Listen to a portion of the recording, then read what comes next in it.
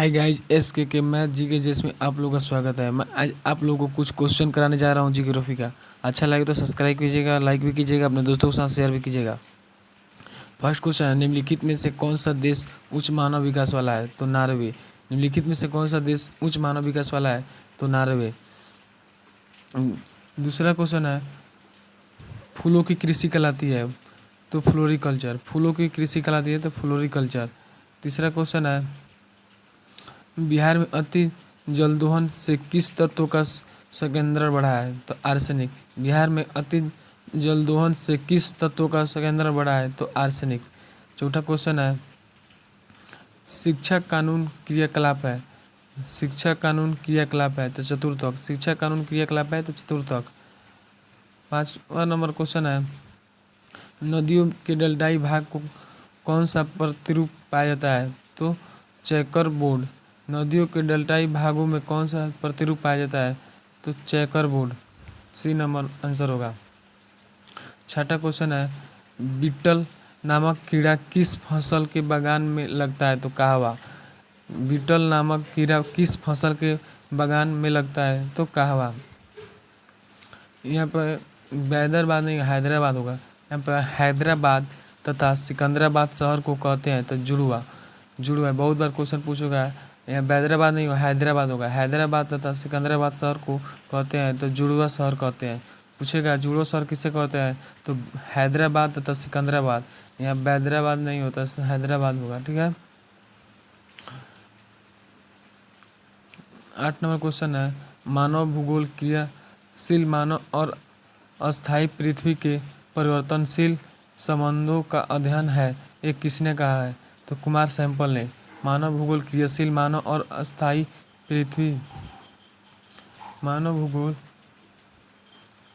भूगोल विचारकों के विकास की अभिव्यंजना है। भौगोलिक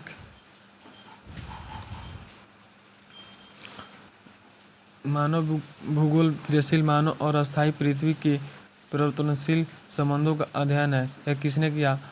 तो कुमार सैंपल ने। मानव भूगोल क्रियाशील मानव और अस्थायी पृथ्वी के परिवर्तनशील संबंधों का अध्ययन है, किसने कहा? तो कुमार सैंपल ने।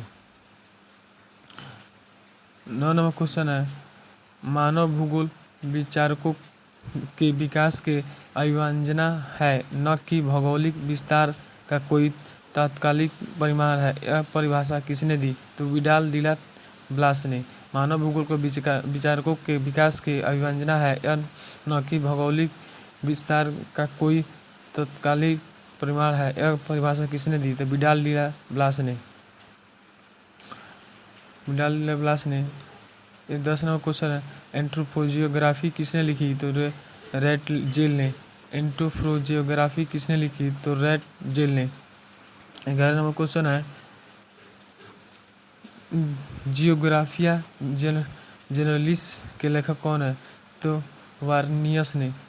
जियोग्राफिया जेनरलिस के लेखक कौन है? तो वार्नियस ने। 12 नंबर क्वेश्चन है,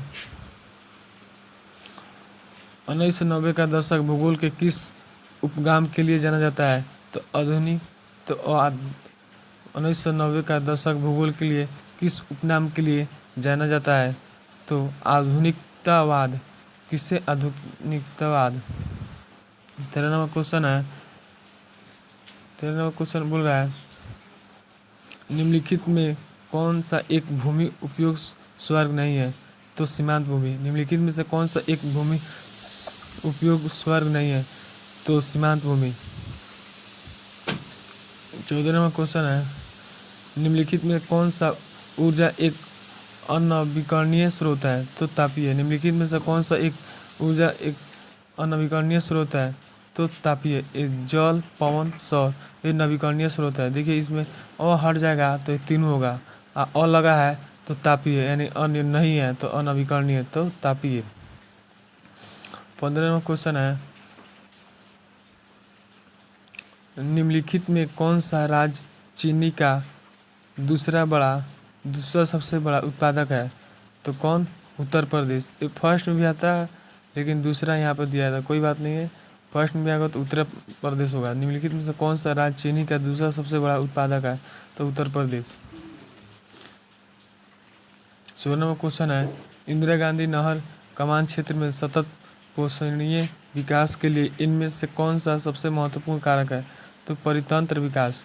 इंदिरा गांधी नहर का कमान क्षेत्र में सतत पोषणीय विकास के लिए इनमें से कौन सा सबसे महत्वपूर्ण कारक है? तो परितंत्र विकास। 17 नंबर क्वेश्चन है, निम्नलिखित में कौन सा एक स्थल वृद्ध पोतोसार है? तो विशाखापट्टनम। निम्नलिखित में कौन सा एक स्थल बौद्ध पोतोसार है? तो विशाखापट्टनम। 18 नंबर क्वेश्चन है, नव निस्वाद के प्रवर्तक कौन है? तो रैट जेल ने। नव निस्वाद के प्रवर्तक कौन है? तो रैट जेल ने। 19 नंबर क्वेश्चन है, 19 नंबर क्वेश्चन बोल रहा है, पर्वतों पर किस प्रकार का अधिवास पाया जाता है?